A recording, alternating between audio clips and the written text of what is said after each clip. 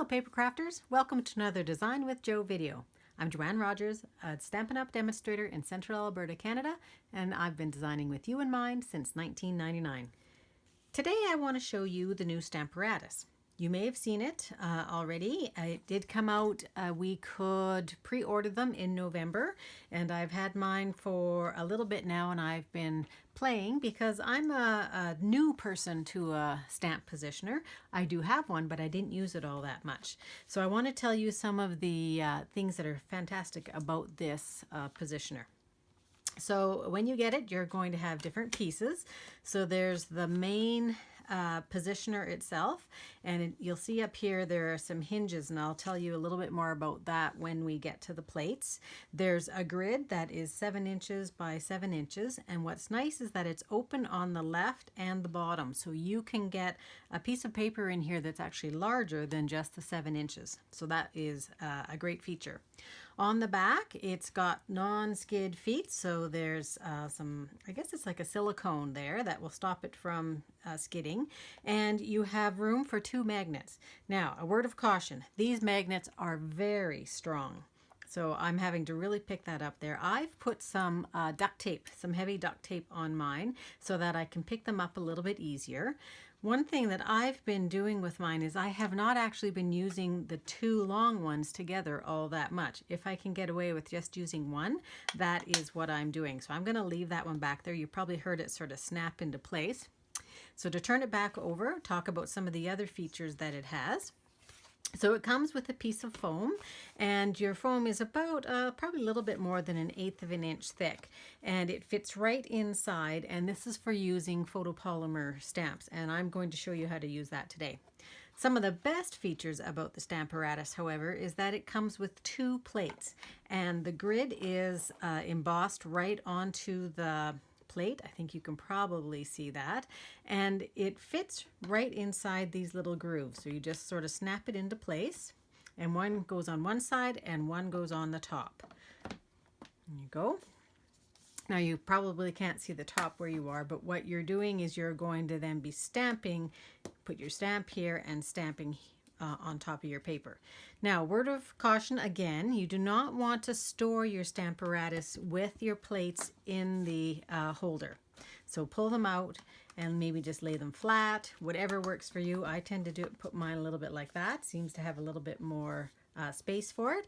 And then you just put it away and you're good to go. So I'm going to show you today just how to do perfect placement with them. One other thing that I did do is I cut down some of my grid paper and I've put it into my Stamparatus so that I can get placement. I've got my grid lines here because as soon as you put in your foam, you lose your lines. So that's one good thing about it.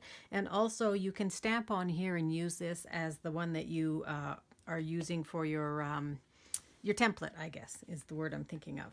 So I'm going to put my plates in. So we're ready to go on with the rest of our card. In this first of my series of videos, I'm going to show you how you can get perfect placement using the Stamparatus. So we're going to use the Balloon Celebration stamp set, and I've chosen it because we have a balloon, we have an outline, and we have dots, and then we have a string. Here, we're going to use the Let Us Celebrate string. So I want to show you how you can line all of those up. So I've pre-stamped the balloon image, just the shadow shape, the solid image, sorry, and I'm going to put that down. And one of the things I've done is 2 things. One, I've stamped off, so this is a second impression so that my outline and my dots are going to be a little bit darker. Another thing that I do when I'm using the Stamparatus is I do not put my paper right up into the corner. Now you can, this is a personal preference for me. I find that I like it a little bit lower so that I have room around between the hinges and the stamped image so that I'm not interfering with the corner and the stamps at all. So I've got my paper and I'm going to cut this paper down before I put it onto my card. So I've got my 2 magnets in place. So now I'm going to do the placement of my stamps.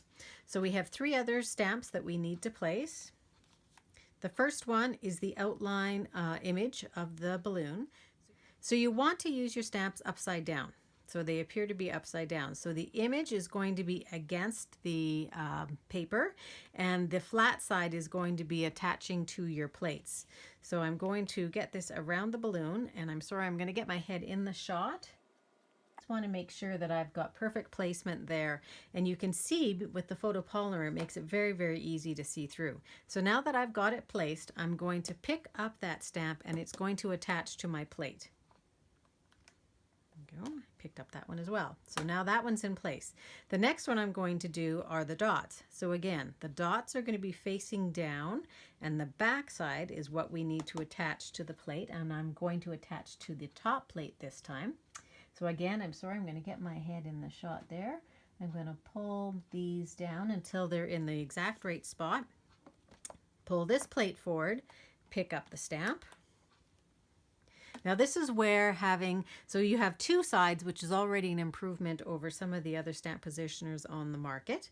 And what we're going to do now is we're going to lift up this plate, take it out of its hinges and turn it around, put it back in the hinges. And I'm going to put my last stamp on. And so my last stamp is Let Us Celebrate, and I want that to go straight down and have the string be right at the top of the balloon. So there we go. I've got that one placed. Same process again. Lift up your stamp.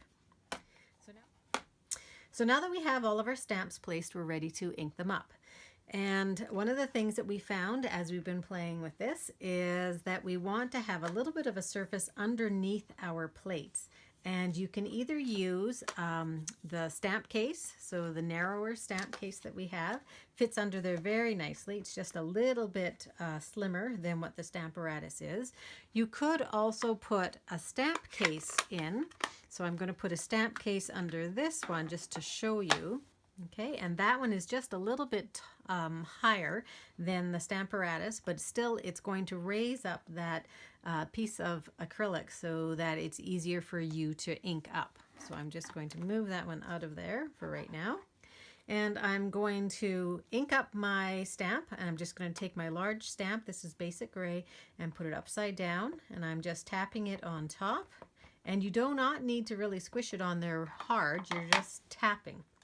So I'm going to pick up and I'm going to lay down my stamp, and I find that if I just give it a little bit of pressure, you want to give it pressure here. If you don't give it pressure, you have a chance that you might miss, and I don't know if you can tell right here, but I did not get it inked up very well. So this is a perfect example of how we can go and fix that rather than saying, oh, I got to start all over again. So what I'm going to do is I'm just going to ink up my Let Us Celebrate again. Because nothing has moved on here, I can go right back over top of where we were, and I can give it a little bit more pressure this time. There we go, and I've got perfect placement again, and I filled in where I was missing. So that was sort of lucky that I did that. Now I'm going to clean this one off because I'm going to turn this over. So I'm just going to clean it off. I have my absorber, which is great for this purpose. You could use a baby wipe too. So I'm going to lift up. I'm done with the Let Us Celebrate, and I'm going to turn it. I cleaned it so that I wouldn't get any ink on my stamp case there.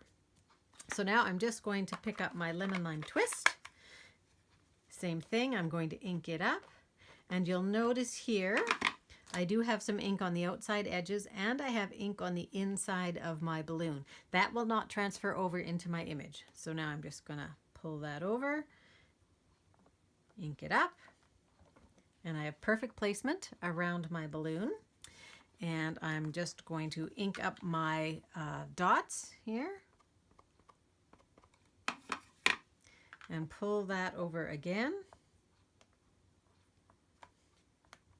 And there we go, I have perfect placement on my dots. So that's really quick and easy stamping, and a way that we can get away from throwing out cards that we messed up or missed just a little bit. So I'm going to take this and cut it down in size and clean up just a little bit, and I will finish off the card and be right back. Okay, I lied just a little bit. I want to show you how to clean up the Stamparatus and put it away. So I'm just going to take my absorber and clean it off right now. where I had ink. I'm going to take off my stamps and I'll put them back in my case in just a minute. I'm going to take my magnets away. First thing I can do actually is I can pull out my plates and set them aside. And I'm going to put my magnets away here and here. And I like to put my plates like this. I do need to clean those, and I'm going to clean them with a little bit of alcohol ink to get rid of any of the green that's there. So I'm going to set that aside. Now I'm going to go cut my paper, and we'll finish off our card. Okay, so I've cut down my piece and I've brought in everything to finish off the card. So the piece of white, I've cut this down to be 2 1/8 by 4 3/4. I have a piece of black that is 2 3/8 by 5. I have a piece of lemon lime twist that is 4 by 5 1/4, and I have run that through the C-side folder, and I've actually put the debossed side facing out. So it's the side that is where all the lines are impressed into the paper. My card is an 11 by 4 1/4. And I've already attached with dimensionals my piece of lemon lime twist, and I have a piece of the lemon lime ombre ribbon as well. So we're going to put this together. Use my snail just to attach my white piece to the black. I should be able to get a pretty good border around there. And now I have put my dimensionals on the back already. I've got all my dimensionals off. Now before I put it down, I'm going to tie my ribbon. So just knot it off to the side, off to the left side, just with a square knot. So left over right and under, and right over left and under into a little knot. I'm going to leave that long for now. And then I'm just going to put my stamped piece on top here. Get it straight. That's fairly straight. And then I'm just going to finish off my edges of my ribbon. And there you go. You have a cute little card for a birthday, and you can put happy birthday on the inside of that. But you're able to get perfect placement with our string, with our dots, and with the outside shape of our balloon. So I hope you enjoyed this project, and I hope you enjoy your Stamparatus. You will find that there are all kinds of things you can do with it. This is just the first and the most probably basic out of the ways that you can use it. Check back. I will be having some more in my series to show you how it's a great tool, and one that I don't think you're going to want to be without in your stamp room. So thanks for joining me today. If you like the video, please like it below and consider subscribing to my YouTube channel. If you do not yet have a demonstrator in Canada, I would love to be your gal. And also follow me at www.designwithjo.ca. I post regularly and I have lots of great ideas, and I'd love to have you join in. Thanks very much. Have a great day.